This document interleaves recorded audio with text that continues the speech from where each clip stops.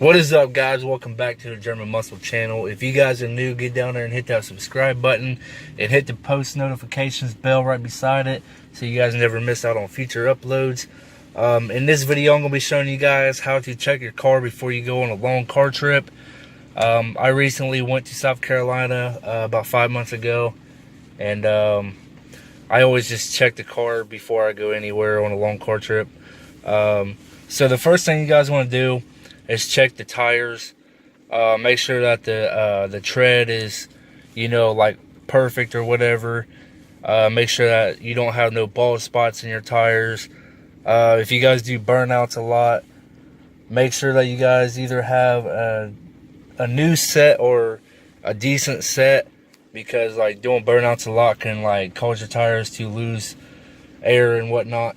So make sure that they don't have any nails or anything like that in them, no screws or whatever, because you guys ain't gonna like that on the, like, if you're like 3 or 4 hours away from home. And make sure you also have a spare.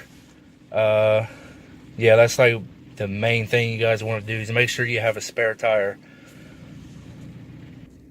Alright guys, I forgot where I left off at. My one of my neighbors pulled up and started revving up his shit bucket.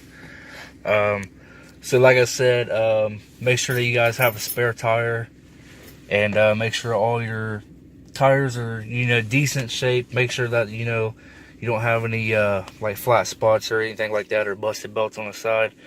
Best way to tell if you have a busted belt is like run your finger along the side of the tire, the side wall of the tire, and it should be like a little divot.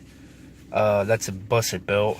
It's not really like bad to drive on. People drive on busted belted tires all the time. It doesn't really like affect anything, but they could like get worse like over time. But they're not bad. But just make sure that you guys don't have no nails or screws or anything in your tires, and make sure that they're not low on air. If they are, pump them up and let them sit for a little while to see like if it deflates a little bit. If it does, then take it to a tire shop and have them like put some soapy water on it and see if it's leaking anywhere.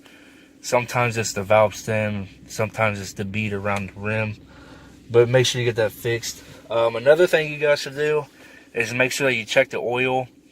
Make sure that it's topped off. If your car needs an oil change, make sure you get that done. If you guys have like a front wheel drive car, only thing you guys really would have to do is just check the oil and the training fluid. And like sometimes people don't change their training fluid at all. Like you can go like years without changing your training fluid. Like there's actually people out there that say that if you change your transmission fluid, that it could actually ruin it.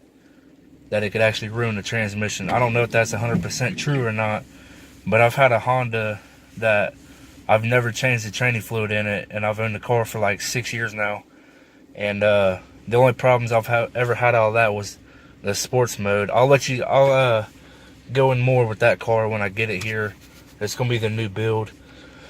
So on this car right here, on the BMWs, I don't know about any other year, but I know that the 325i, the 3 Series, they don't have a dipstick for the training fluid. So you might have to take it to a shop and actually get it serviced, like get it drained and new filter and all that stuff. But make sure that you get an oil change, especially if the oil is black. And if you guys have a truck, make sure that the training fluid, the engine oil is good. Make sure that the transfer case oil is good, the rear wheel drive or the rear differential fluid is topped off, stuff like that, so you guys don't get like left on the side of the road due to something blowing up. Make sure that your guys' suspension is okay, like the spring shocks and all that stuff. Make sure alignment's alright. My alignment is actually off. It actually sits like that when I drive down the road. So make sure that your alignment is perfect, and it could actually wear your tires down if it's messed up too bad. Try to avoid hitting potholes and stuff too, because that also throws the alignment off. If you guys have like a perfect alignment where you drive down the road straight without hands, and you guys hit a pothole, like after that you'll notice that your car actually goes to the left or the right when you're trying to go down the road with no hands. that actually, it causes the alignment to go out.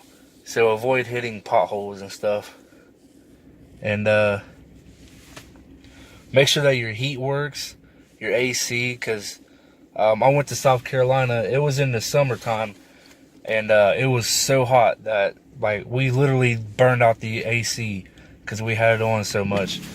And only thing you have to do if your heat or AC doesn't work, if your AC doesn't work, just go and get it like tested. 9 times out of 10, it just needs to be recharged, and they're like $20 or $30 for the can to recharge them, depending on where you go to get it.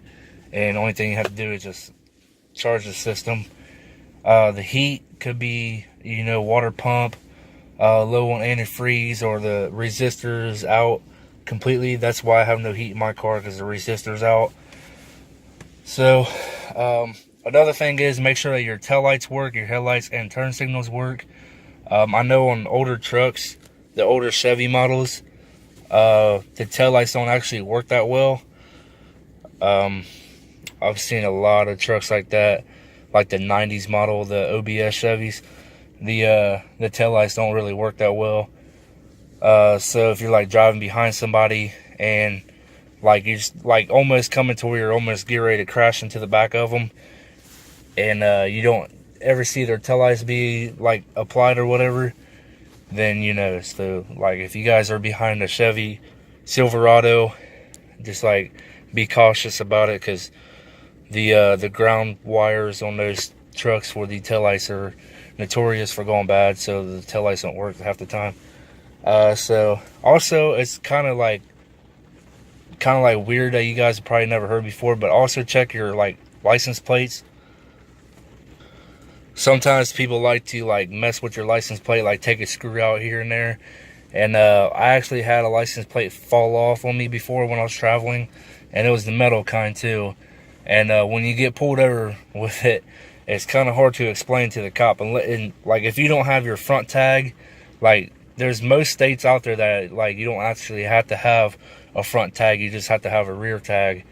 And or if you guys have like a 30-day or 45-day tag, like the paper ones, the cardboard or whatever it is, it only comes with one. So if someone like sabotages your license plate, you have to go and pay for a new license plate, like either if it's metal or the cardboard kind.